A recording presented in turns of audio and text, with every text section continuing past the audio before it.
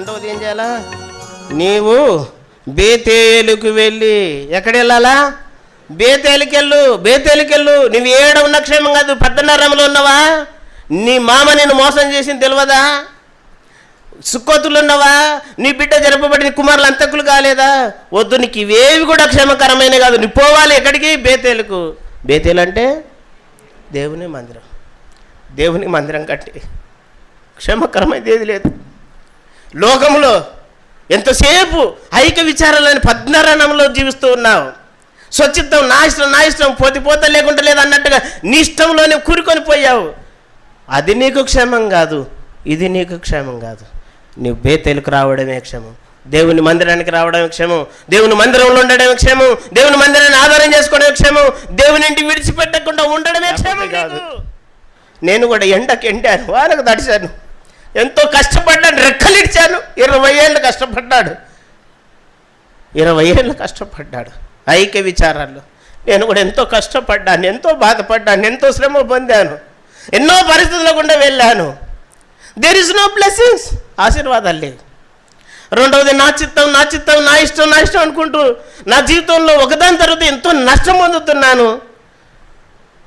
మీ ఇంటికి రాలేకపోయాను, మీ పాదాల దగ్గరికి రాలేకపోయాను, మీ మందిరానికి రాలేకపోయినాను, మీ సన్నిధికి రాలేకపోయినాను. నన్ను క్షమించండి.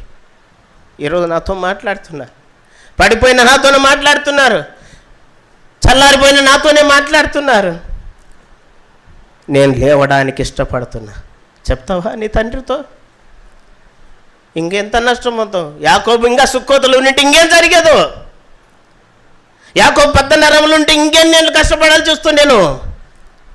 దేవుని ఉద్దేశం అది కాదు.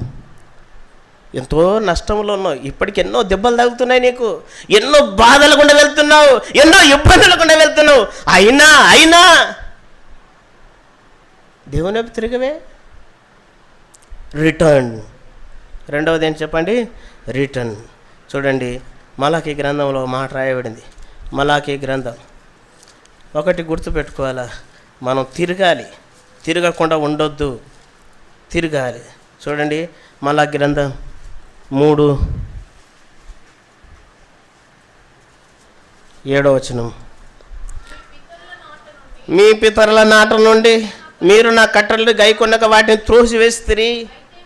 మీరు నా తట్టు తిరిగిన ఎడల నేను మీ తట్టు తిరుగుదును. దేవుని తట్టు తిరుగు. ఇన్ని దెబ్బలు తగులుతున్నాయి, ఇన్ని నష్టాలు అవుతున్నాయి, ఇన్ని అపజయాల పాల్గొండా వెళ్తున్నావు, ఇన్ని పరిస్థితుల గుండా వెళ్తున్నావు.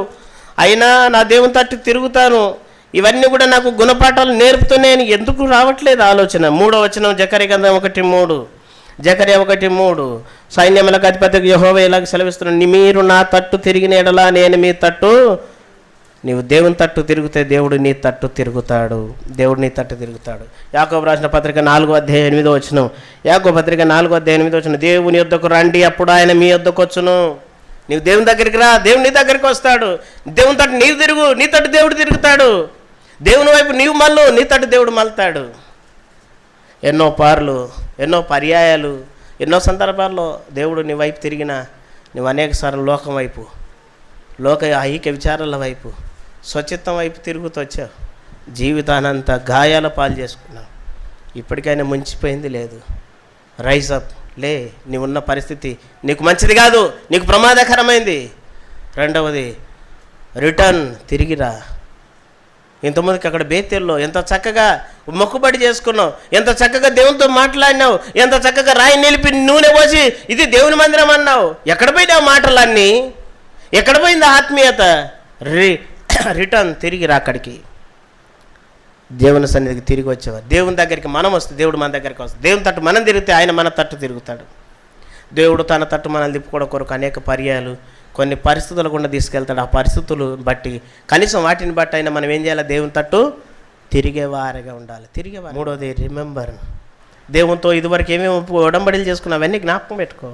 నాలుగవది రిపీట్. ఇదివరకు బలిపీఠం కట్టాడు, ఇప్పుడు కూడా కడుతున్నాడు. తిరిగి నీవు బలిపీఠం తిరిగి కట్టుకో నీ జీవితాన్ని. దేవుడు వచ్చిన అవకాశాన్ని సరైన విధానంలో సద్వినియోగం చేసుకుందాం.